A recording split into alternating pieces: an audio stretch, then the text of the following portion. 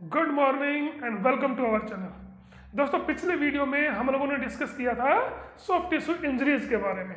Soft tissue injuries कितने प्रकार की होती हैं और उनको किस प्रकार से ठीक किया जा सकता है। जिन लोगों ने वो वाला वीडियो नहीं देखा है तो डिस्क्रिप्शन में उसका लिंक दिया हुआ है, वहां जाकर के आप उस वीडियो को देख सकते हैं। आज हम लोग डिस्कस करेंगे बोन इंजरी के बारे में और ज्वाइंट्स इंजरी के बारे में। तो आइए सबसे पहले देखते हैं bone injury. Bone injuries,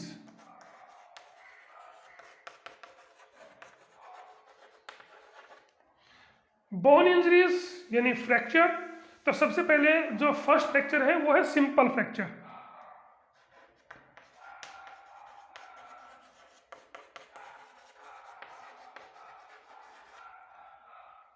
simple fracture, when the bone is broken at one place it is called simple fracture। लेकिन इसके अंदर घाव नहीं होना चाहिए। जब घाव ना हो और हड्डी केवल एक स्थान से टूटे तो समझो क्या है, वो सिंपल फ्रैक्चर है। सिंपल फ्रैक्चर देखो, इसको आइडेंटिफाई हम लोग किस प्रकार से करते हैं। उस बॉडी पार्ट में अचानक से ज़्यादा स्वेलिंग आ जाती है, जहाँ पे हड्डी टूटी है वहाँ पे अचानक से ज़्यादा स्वेलिंग आ जाती है, तो ये सिम्टम है कि समझो कि हड्डी वहाँ पे टूट गई है, वहाँ पे आपको फ्रैक्चर हो गया। तो सबसे पहले वहाँ पे स्पॉट दें, उस स्थान को हिलने ना दें, बिल्कुल भी स्पॉट दें, ठीक है। बैंडेज के द्वारा गले से निकाल करके आप बैंडेज जो है आप यहाँ पे और उसको सहारा दे सकते हैं और तुरंत डॉक्टर के पास में हम लोगों को जाना चाहिए, ठीक है। ये था सिंपल फ्रैक्चर। सिंपल फ्रैक्चर के बाद में है कंपाउंड फ्रैक्चर।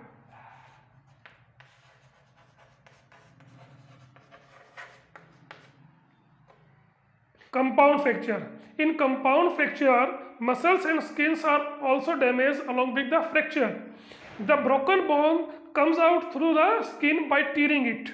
उसके अंदर कंपाउंड फ्रैक्चर में होता यह है कि जो फ्रैक्चर्ड बोन है वो मसल्स को, स्किन को फाड़ करके बाहर निकल आती है, ठीक है। तो ये होता है कंपाउंड फ्रैक्चर। इसके बाद है ग्रीन स्टिक फ्रैक्चर।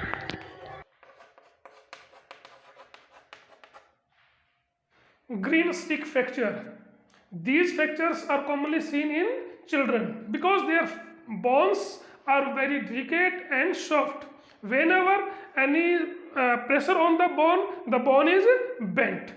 ये कॉमनली बच्चों में पाया जाता है और जब कभी उनकी हड्डी के ऊपर किसी प्रकार का दबाव पड़ता है तो वो हड्डी जो है वो बेंट हो जाती है, ठीक है। तो दोस्तों, ये आपको एक्सरे में बिल्कुल दिखाई देता है कि हड्डी जो है वो आपकी, जैसे यहाँ पे रेडियस ओरेल्ना है, वो बेंट हो जाती है, वो बिल्कुल बेंट हो जाती है, ठीक है। तो ये किसमें होता है, ये आमतौर पे बच्चों के अंदर पाया जाता है, ठीक है। उसके बाद में है complicated fracture.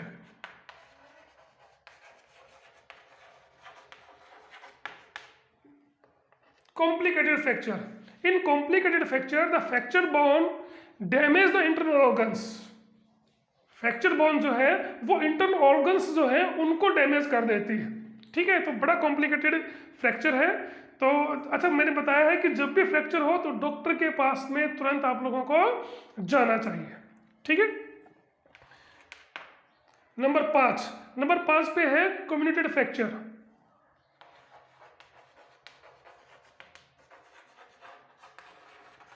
Communicated fracture, when the bone is broken at 3 or more pieces। जब 3 से अधिक हिस्सों में जब हड्डी टूटती है तो वो क्या कहलाएगा, कम्युनिकेटेड फ्रैक्चर कहलाता है, ठीक है। और इसके अंदर जो लास्ट है वो है impacted fracture. Impacted fracture, impacted fracture, when the end of a fractured bone enters into the another bone it is called impacted fracture। जब टूटी हुई हड्डी का एक सिरा दूसरी हड्डी के अंदर चला जाता है तो वह impacted fracture कहलाता है दोस्तों। उसके बाद में आती है ज्वाइंट इंजरीज। ज्वाइंट इंजरी में सभी डिसलोकेशन आते हैं, shoulder dislocation, wrist dislocation, hip dislocation, knee घुटने का डिसलोकेशन भी होता है, वो इसी के अंदर आता है। अब इसको मैनेज किस प्रकार से करेंगे, यदि किसी प्लेयर को डिसलोकेशन हो जाता है तो सबसे पहले तो उसको जो है गेम से क्विट कर देना चाहिए, गेम से हट जाना चाहिए और जिस अगर शोल्डर में डिसलोकेट हुआ है तो आपको उस प्लेस को बिल्कुल भी नहीं हिलाना है और उसको प्रोटेक्ट करना है, और उसके बाद में तुरंत उसको डॉक्टर के पास लेके जाना है। तो दोस्तों ये थी sports injuries, soft tissue injury, bone injury और जॉइंट इंजरीज। अब इसमें कॉमन जो है एक हम लोग देखते हैं प्रिकॉशंस, हम कौन कौन सी सावधानियां इसमें लेते हैं, बरतते हैं, तो वो सभी की कॉमन है लगभग। जैसे सबसे पहले हम लोगों को we should take proper warming up, proper stretching exercises, ठीक है। उसके बाद में कंडीशनिंग एक्सरसाइजेस, उसके बाद में ग्राउंड जो है वो नीट एंड क्लीन होना चाहिए। स्पोर्ट्स इक्विपमेंट जो है वो इन अ गुड क्वालिटी, अच्छी क्वालिटी होनी चाहिए। Protective measures, we should also use protective measures, हमें प्रोटेक्टिव मेजर्स जितने भी हैं वो इस्तेमाल करने चाहिए। तो जो प्रोटेक्शन जो भी है, जो प्रिकॉशन जो है वो लगभग सभी के सेम होते हैं दोस्तों। तो दोस्तों ये थी स्पोर्ट्स इंजरी। आई होप कि आपको अच्छे से समझ में आया होगा। अगर ये वीडियो आपको पसंद आया है तो प्लीज़ इसको लाइक और शेयर करना न भूलिएगा, और जो लोग हमारे चैनल पर नए हैं वो प्लीज़ हमारे चैनल को सब्सक्राइब जरूर कर दें।